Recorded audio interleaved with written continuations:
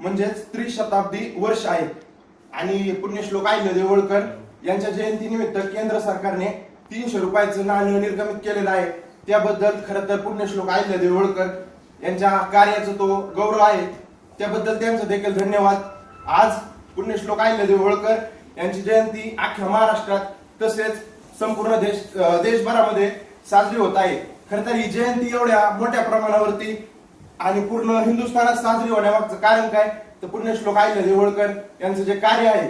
पुण्यश्लोक अहिल्यादेवी होळकर यांचा जन्म 31 मे 1725 साली चौंडी गावी झाला।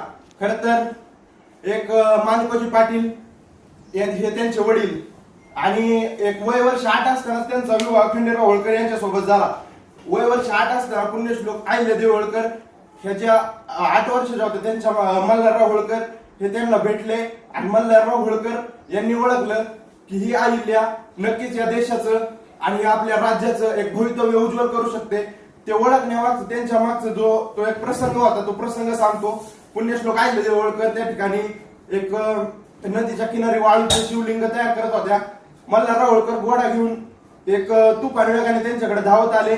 खरं तर त्यांना माहित नव्हतं हा घोडेस्वार कोण आहे।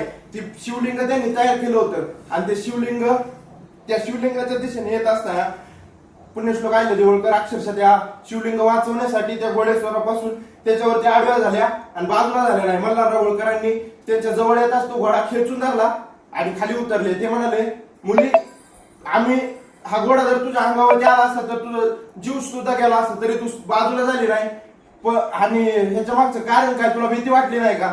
याच्यानंतर त्यांनी जे उत्तर दिलं त्या म्हणाले, हे शिवलिंग आम्ही बनवलंय आणि हे भगवान शिवाचं प्रतीक आहे, हे वाचवण्यासाठी मी इथं आळी पडले याच्यावरती।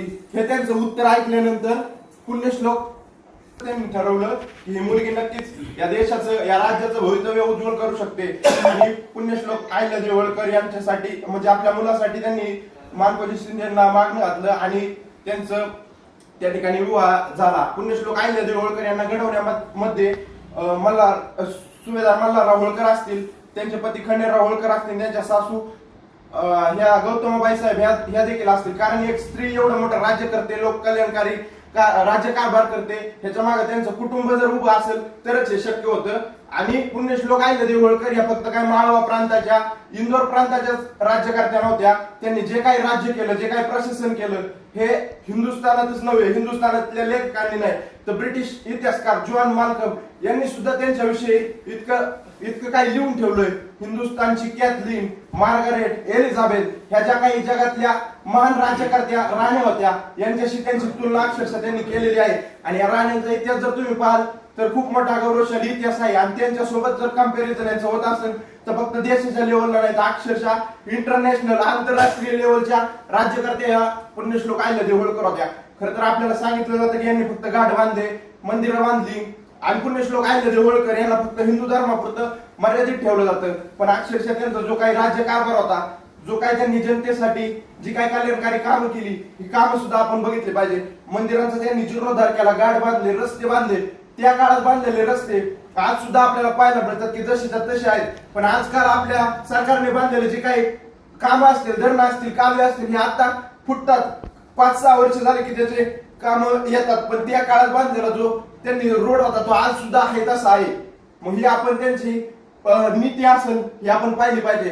राज्यकारभार त्यांनी जो काही केला होता, त्यांनी त्या काळात एक उद्योग सुरू केला होता। ज्या काही महिला असतील, विधवा महिला असतील, त्यांच्यासाठी त्यांनी एक उद्योग सुरू केला होता। महेश्वरी साडी ही आज सुद्धा ब्रँड आहे आणि या ब्रँड मागे पुण्यश्लोक राजमाता अहिल्यादेवी होळकर आहे। हे आज सुद्धा तुम्ही पाहाल की जगात सर्वात फेमस आपल्या देशातली जी साडी आहे ती महेश्वरी साडी, ती आज सुद्धा फेमस आहे।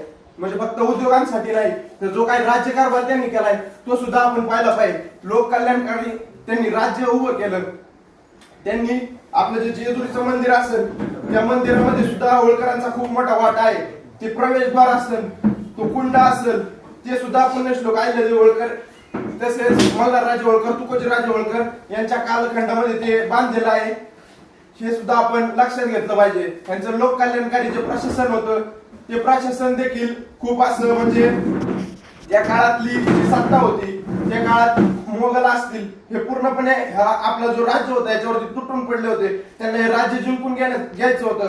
छत्रपती शिवाजी महाराजांनी पाहिलेलं जे स्वराज्याचं स्वप्न होतं, जे स्वराज्य त्यांना निर्माण करायचं होतं, ते अक्षरशः विचारात आणून पुण्यश्लोक राजमाता अहिल्यादेवी होळकर यांनी अहोरात्र कष्ट करून आणि ते स्वराज्य घडवण्यासाठी छत्रपती शिवरायांच्या विचारातलं राज्य त्यांनी स्थापन करण्यासाठी मल्हारराव होळकर यांचं जे योग्य मार्गदर्शन त्यांना लाभलं, खंडेराव होळकर यांची जी साथ त्यांना लाभली, त्यामुळे पुण्यश्लोक अहिल्यादेवी घडल्या आणि त्यांनी जो काही राज्यकारभार केला. आज जगाच्या इतिहासातील सर्वोत्कृष्ट महिला शासक म्हणून पुण्यश्लोक अहिल्यादेवी होळकर यांना ओळखलं जातं. ही गोष्ट आपण सर्वांनी लक्षात घेतली पाहिजे. एवढं मोठं योगदान त्यांचं आहे.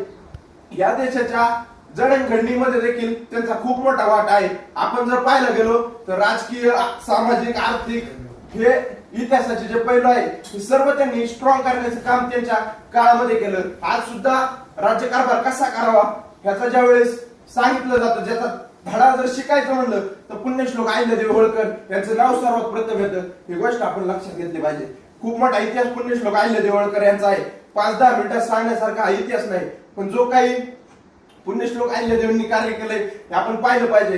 त्यांच्या विचारावरती चाललं पाहिजे, त्यांचे विचार आचरणात आणले पाहिजे. तर आणि तरच शिवरायांच्या विचारांमधलं स्वराज्य हे सुराज्य होईल. आज पुण्यश्लोक अहिल्यादेवी होळकर यांच्या 30 शताब्दी जन्म जयंती निमित्त माझ्या वतीने, आपल्या सर्वांच्या वतीने त्यांना विनम्र असं अभिवादन करतो आणि माझे 2 शब्द थांबवतो. धन्यवाद.